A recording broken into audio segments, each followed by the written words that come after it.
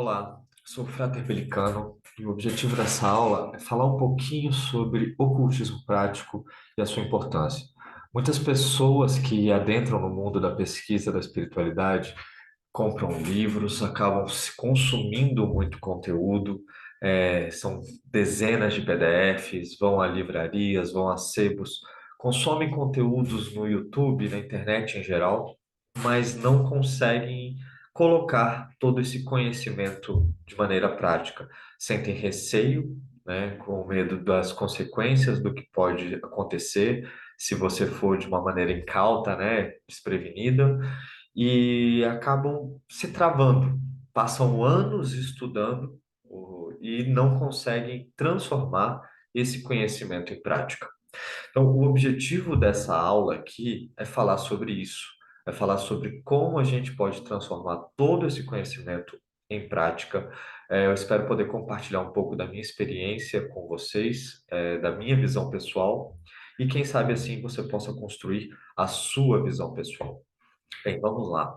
Em primeiro lugar, eu gostaria de falar um pouco sobre a minha jornada. Acho que é justo, antes de iniciarmos a parte de conteúdo, você saber quem eu sou. Bem, eu na internet, nesse projeto ligado à espiritualidade, uso o nome iniciático de Frater Pelicano Méritos, né? Eu iniciei minha jornada muito jovem, quando eu tinha por volta de uns 15 anos de idade. E é uma história um pouco curiosa. É, Tinha uma turma de amigos, né, que andavam sempre juntos, a gente tinha uma chácara que a gente sempre ia e todo mundo acampava lá. E uma parte da turma, né, daquele grupo, resolveu fazer um trabalho de magia. Uma das pessoas que era da turma, era muito estudiosa, era um pesquisador, e aí eles me deixaram de fora, não deixaram eu participar. E eu sou muito grato por isso, porque na época eu fiquei muito chateado. Eu falei, ué, por que que estão me privando dessa experiência? E isso fez com que eu, assim que eu voltasse, né, para a cidade, fosse até um sebo e adquirisse meus dois primeiros livros ligados a esse caminho que eu carrego até hoje. São 25 anos de história, né? E eu comprei o formulário de alta magia do PVPOB e um livrinho bem fininho que chamava-se As Cartas de São Cipriano, que era um excerto de um livro. Então era um método divinatório. E a partir daquele momento eu comecei a estudar, a comprar livros e nunca mais parei, né? Passei muito tempo estudando sozinho. Naquela época a gente não tinha acesso à internet, tantos conteúdos, então a gente tinha que visitar bibliotecas, sebos, garimpar muitas obras. Até que, depois de muitos anos, eu visitei muitos grupos e aí depois sim, me tornei Rosa Cruz, me iniciei no martinismo, me iniciei em ordens paramaçônicas, fiz várias auto-iniciações nesse processo, né, de várias vertentes diferentes, e isso foi formando esse substrato. Me tornei um grande estudioso do Quarto Caminho, do Senhor Gurdjieff. Estudei muito Papus, muito Blavatsky, muito Eliphas Levi, enfim, todas as grandes obras, né, desse momento da Belle Époque do ocultismo, que é esse ali do século XIX, que é quando ele se abre, né, para esse novo momento. Eu fizeram parte. Hoje eu tenho uma biblioteca bem vasta, o livro de ocultismo, e provavelmente se você chegou nessa aula, você já deve ter tido contato com essa página. Bem, além disso, né, eu também fiz muitos trabalhos sozinho, conduzi trabalhos em grupo, inclusive aqui no livro de ocultismo, tivemos a oportunidade de conduzir alguns manifestos herméticos, que foram trabalhos belíssimos, baseados, inspirados nos textos herméticos. O primeiro foi o Manifesto Poemander, que foi baseado no primeiro livro do Corpus Hermético. O segundo foi o Manifesto Caibalion, que apesar de não ser um dos textos originais do hermetismo. Ele já poderia ser considerado um hermeticismo, mas não vou entrar nessa esfera aqui. Também foi um ritual muito bonito. Tivemos mais de 70 pessoas, mais ou menos 70 pessoas fazendo toda a ritualística junta, espalhadas por todo o Brasil. E também tivemos o último, que foi o Manifesto Asclepios, que foi um manifesto que ele surgiu em fevereiro, antes de explodir a pandemia, e foi muito importante porque foi um manifesto de cura, né? Então, assim, já conduzi esses trabalhos, já frequentei diversas escolas, tenho uma vasta experiência nesse universo, além de ter uma grande bibliografia, né, tanto em casa quanto tendo ela aqui, né, estudado. Então, acho que isso me permite compartilhar um pouco do que eu vivi, dos desafios que eu vivi na minha jornada, para facilitar e ajudar pessoas que estão nessa busca, né? Bem, vamos falar um pouquinho sobre o ocultismo prático, né? E o porquê, né, do ocultismo prático. Primeira coisa, temos que entender que o ocultismo, ele é o objeto de estudo da psique. Dentro das escolas de mistério, né, o objeto que nós podemos falar, que é o objeto de estudo do ocultista, é o poder da mente humana. E todo o estudo teórico que a gente vai fazer, ele tem o único objetivo de desenvolver o nosso poder psíquico, porque com isso nós nos conectamos ao que há de mais sagrado em nós. E assim nós podemos manifestar a nossa melhor versão, nós podemos manifestar os nossos verdadeiros desejos, não os desejos do estado de sono, do estado mecânico, e nós podemos viver o potencial para o qual fomos criados. O processo de elevação da espiritualidade dentro da via da crença do ocultismo, ele não é um processo natural. O ser humano, ele pode nascer, morrer sem ter vivido a evolução que essa prática, que essa ciência propõe. Então, ele é um caminho de antinatural, um caminho de retorno, né, do buscador à fonte primordial, à fonte primária, né? Existe um raio da criação, existe toda uma estrutura. Se você estuda Cabala ou estuda outras vertentes, você sabe que existe desde a manifestação do absoluto de Deus, da maneira como você se sente melhor para nomear essa estrutura maior cósmica, né, que nos envolve, e nós vamos voltando, fazendo um caminho de retorno. Por isso o mito da queda, por isso que nós temos que abrir e redescobrir o poder mental que nos foi concedido. Por isso nós somos tão diferentes, seres sencientes, seres capazes de vislumbrar o infinito, né? Então, um ocultista do século XXI, ele tem que ter uma pesquisa interdisciplinar. Isso é importante. A gente tem que utilizar o que há de mais moderno na ciência, assim como o que há de mais tradicional no estudo da espiritualidade, para encontrar as brechas para esse desenvolvimento da nossa psique. Bem, por que que a gente vai praticar, né? O ocultismo ele é um viés filosófico, né? E a gente pode até confundir o próprio termo ocultismo com a palavra hermetismo, né? A gente poderia facilmente entrar nessa esfera e falar um pouquinho sobre isso, mas eu pretendo não me aprofundar para a gente poder entender um pouquinho desse conteúdo como um todo. E essa aula aqui, ela é uma aula que eu vou passar por vários temas diferentes. Vou explicar um pouquinho sobre vários elementos que a gente pode utilizar para trazer a prática do ocultismo. E lembrando que eu sou autor de um curso, Ocultismo Prático, e de um livro chamado Ocultismo Prático, né, que para quem quiser aprofundar e sentir que, não, eu gostaria de entender mais essa metodologia, então você pode estar se inscrevendo aqui.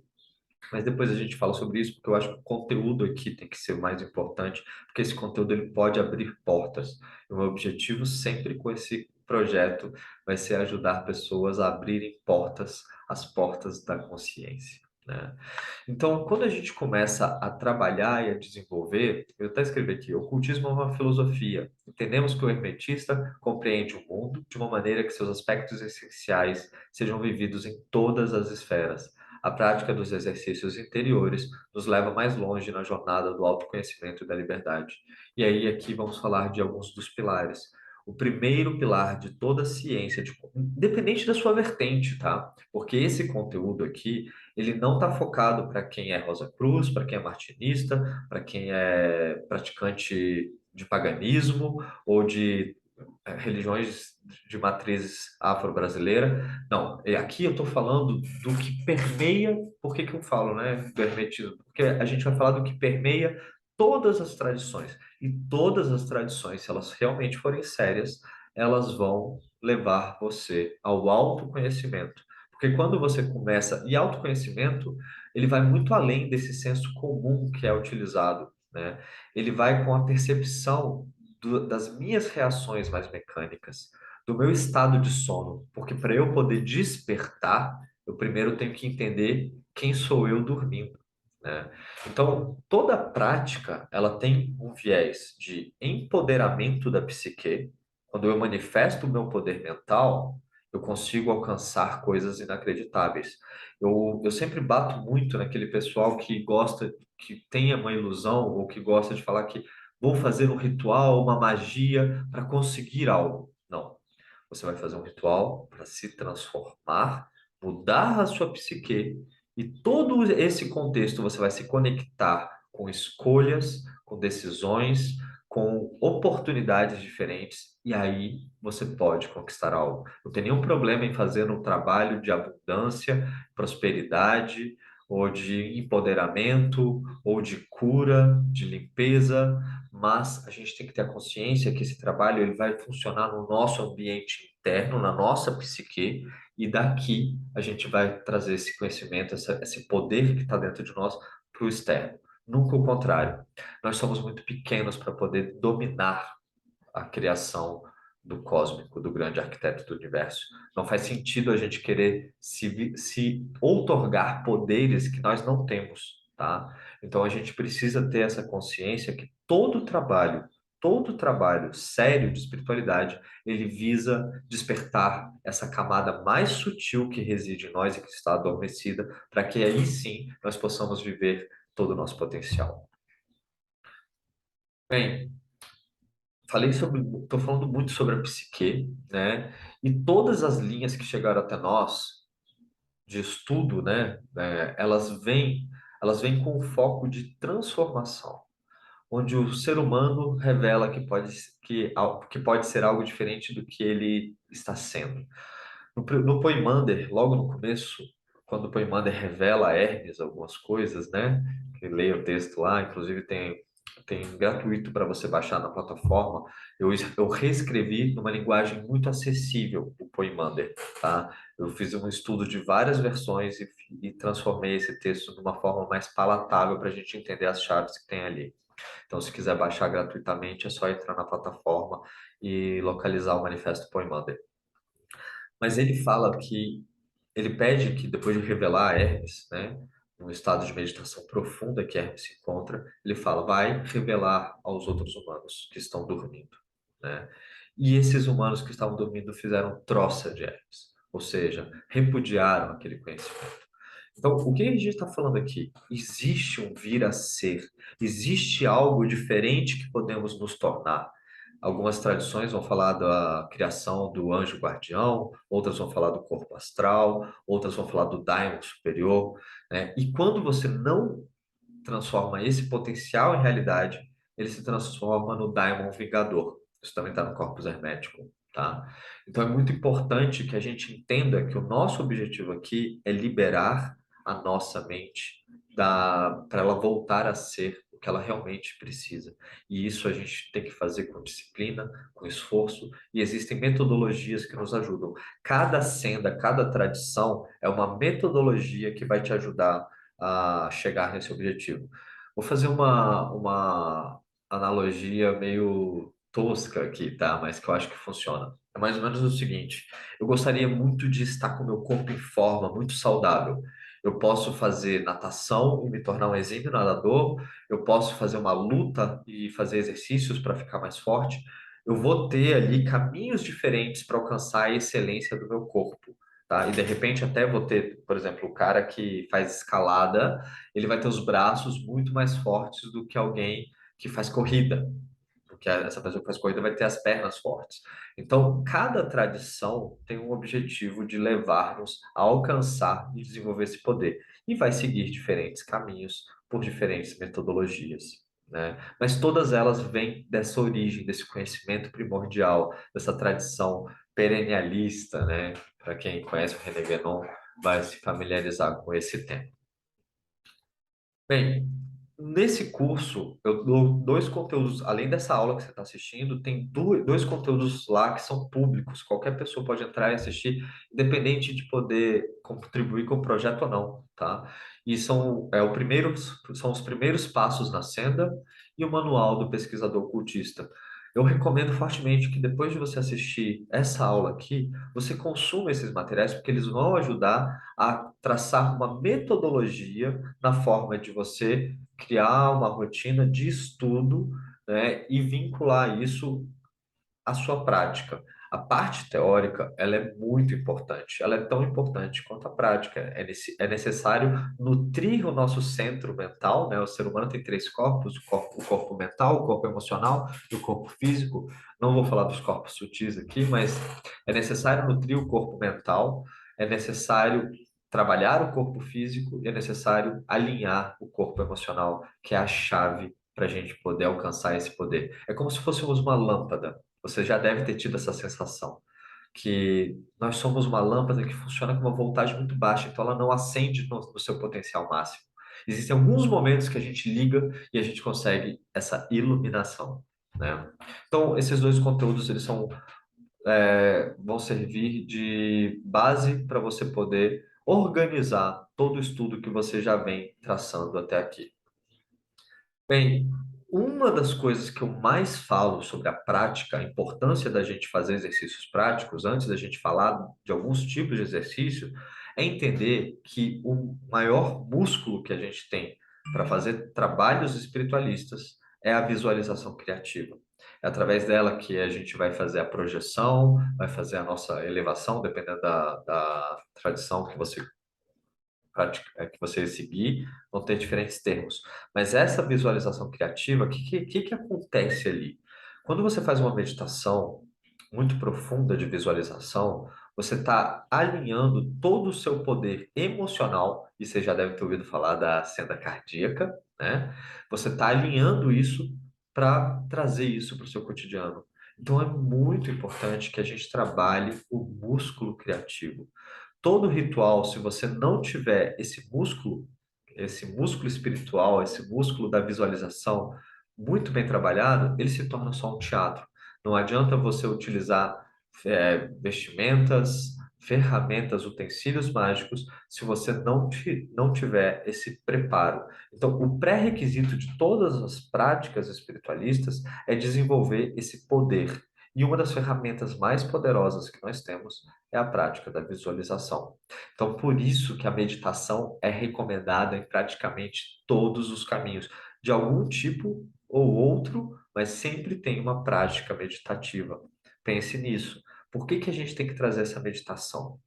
Então, quando a gente começa a estudar os livros, né, é importante a gente entender e retirar deles elementos que nos ajudem a construir esse músculo criativo.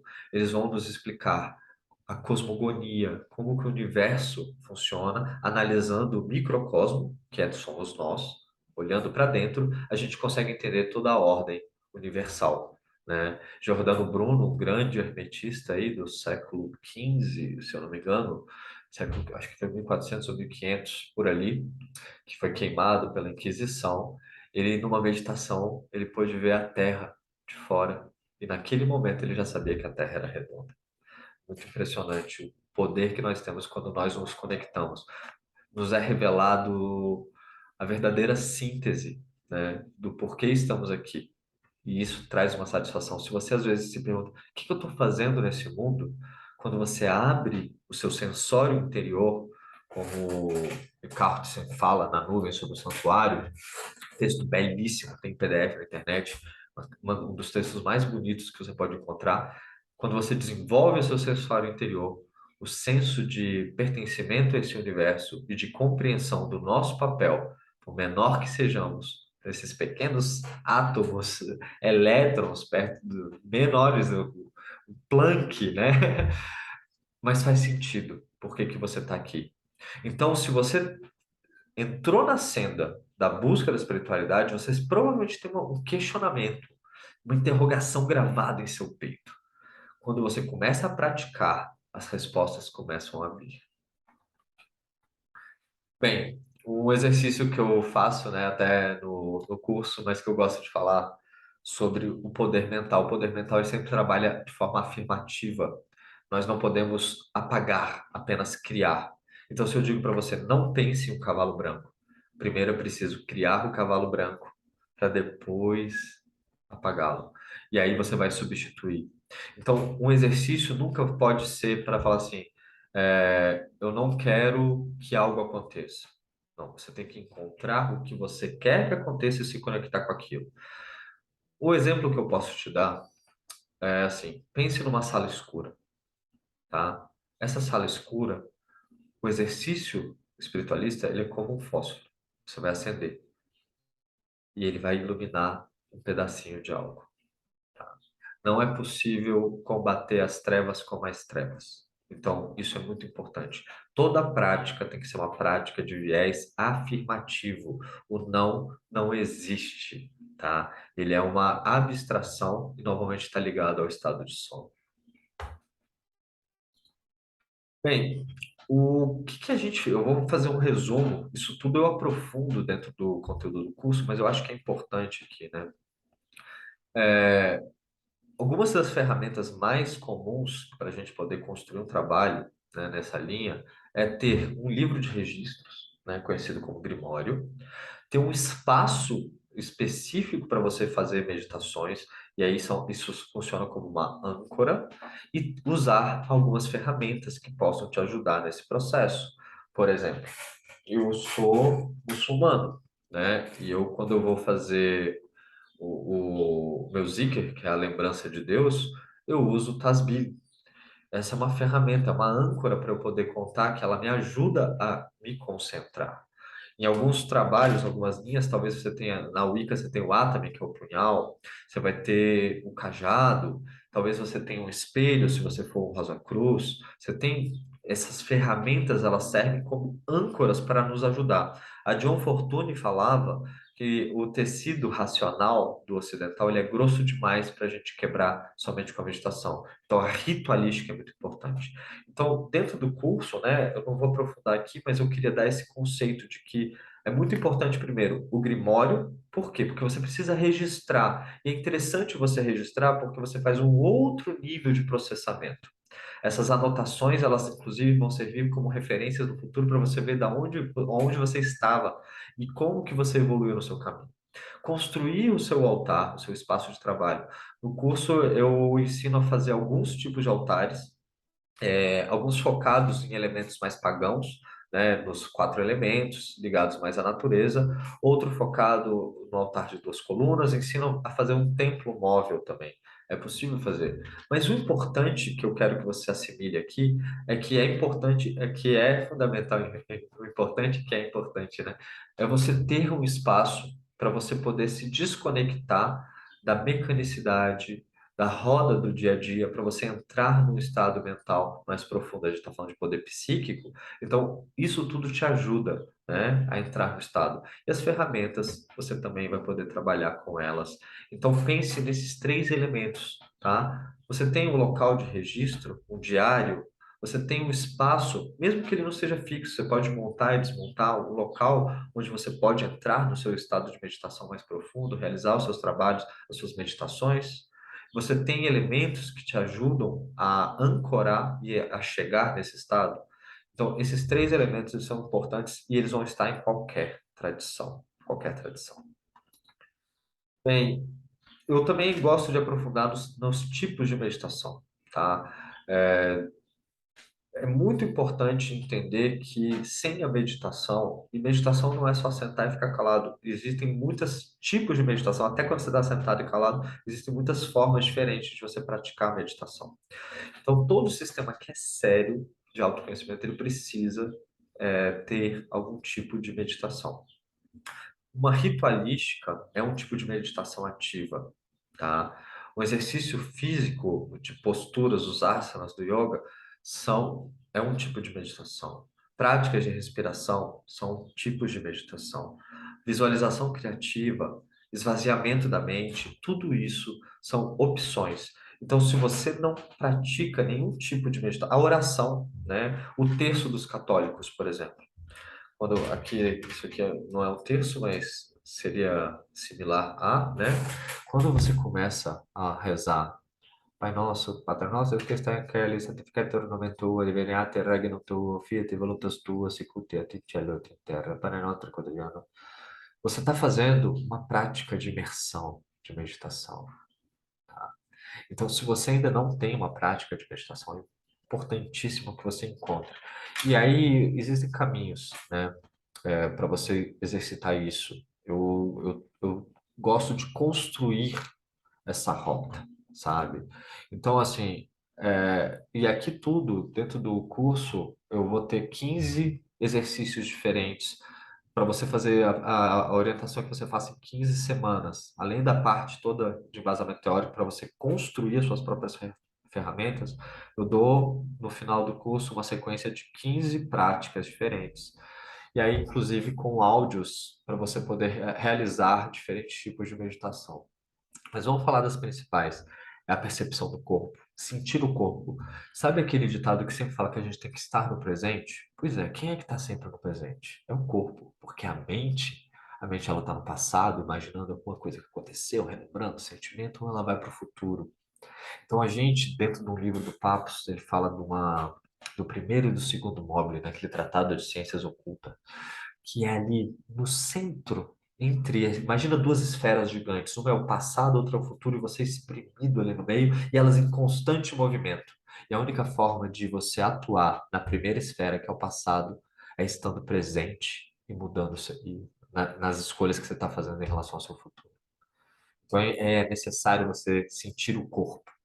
A liberação é um tipo de meditação que você deixa a mente correr, solta, tá? E é importante você identificar, para você identificar o que está acontecendo.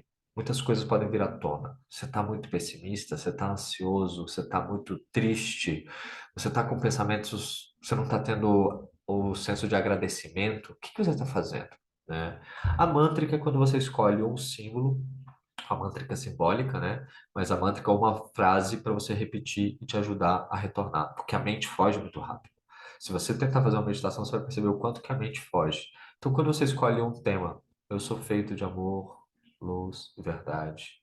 Sou feito de amor, luz e verdade. A mente vai lá embora daqui a pouco, mas eu tenho uma âncora para voltar. Então, ela ajuda a criar, por baixo desse tecido, uma conexão com algo que você está buscando. Teve uma época que eu tinha pensamentos, eu estava com muitos pensamentos negativos de doença, de briga, de violência, de desastre. Então, toda vez que esses pensamentos vinham, eu soltava um mantra. Eu sou feito de amor, luz e verdade. A paz vive em mim. E eu fazia sempre essas repetições. A mântrica simbólica, né, que é um outro conceito que eu falei para você. Você pode escolher e trabalhar com símbolo, e eu não vou aprofundar aqui porque não caberia, mas você pode fazer meditações em volta de um símbolo, tá? Visualização guiada. Na internet tem milhões, no YouTube tem vários. As que eu proponho aqui são meditações que elas têm um foco mais profundo ligado ao nosso objetivo, tá? E elas são bem fortes, assim. As pessoas que conseguiram entrar no estado meditativo, que usam esse áudio, elas já me deram relatos muito poderosos, porque são baseadas em experiências que eu vivi também, né? Então, a visualização guiada é uma ferramenta muito boa, mas é legal a gente trabalhar com a visualização criativa, não ficar refém da, da da voz de outra pessoa.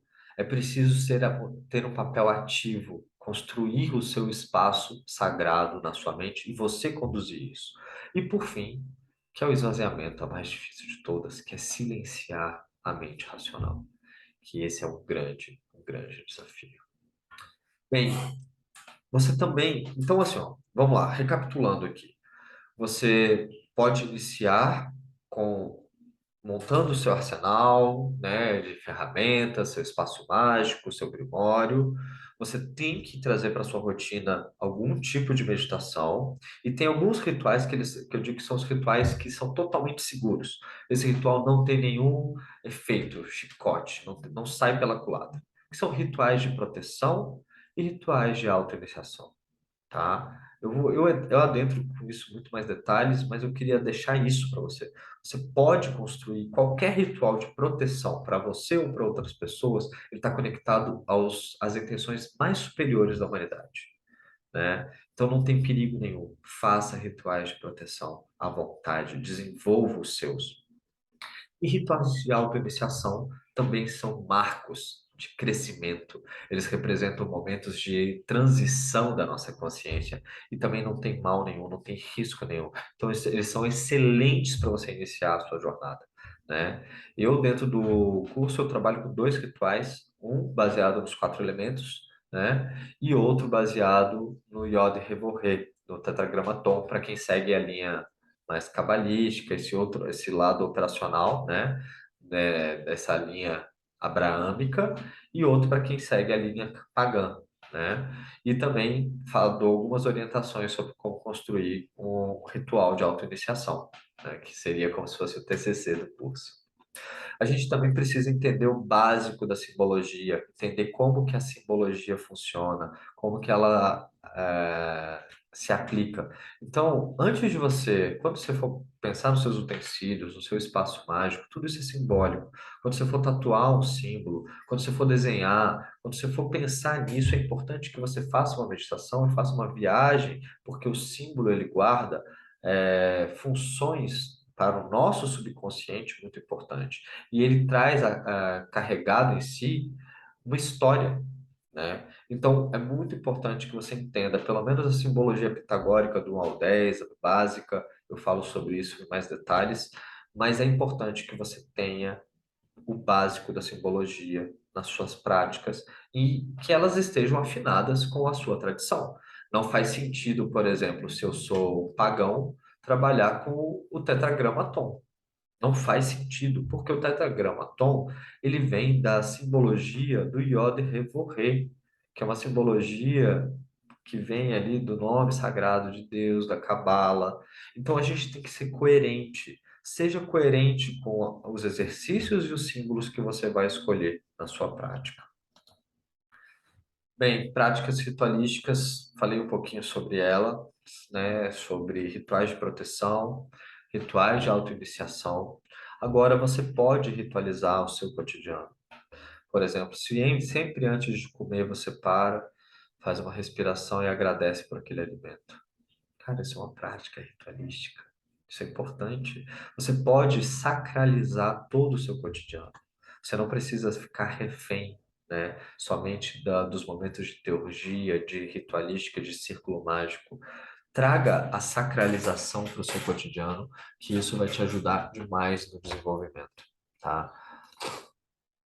Bem, perigos da magia ritualística, né? Que eu acho que isso é um ponto importante que todo mundo deve pensar, né?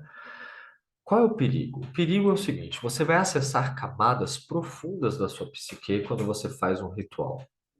Você pode se conectar com uma energia sombria sua e uma energia sombria do mundo. O mundo o tempo inteiro ele está em luta, né? Entre o movimento de ascensão e o movimento de decadência. A gente vive isso na humanidade, em todo momento da humanidade você vai perceber que existe um movimento de regressão, de animalesco, de trabalhar focado no que há de pior no ser humano. Normalmente, esses movimentos, você consegue enxergar eles por duas óticas, tá? Eles estão ligados aos instintos sexual e de preservação, de sobrevivência. Então, eles trabalham muito com o medo e com a lascívia. E, ao mesmo tempo, o medo, ele nada mais é do que uma reação também, que uma porta para a raiva. Então, esses três sentimentos, né, e eu não estou falando isso de forma puritana, estou falando que as pessoas que estão em estado de sono, elas são manipuladas pela sexualidade, pelo medo e pela ira. Tá?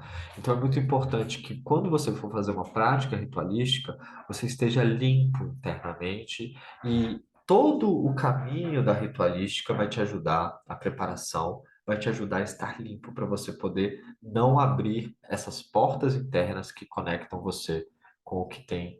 Existe o inconsciente coletivo, e o inconsciente coletivo ele está permeado de coisas positivas e negativas. Então, você tem que tomar cuidado com as portas que você abre, né? Então, por isso que eu cito que os rituais de proteção são os melhores para se iniciar.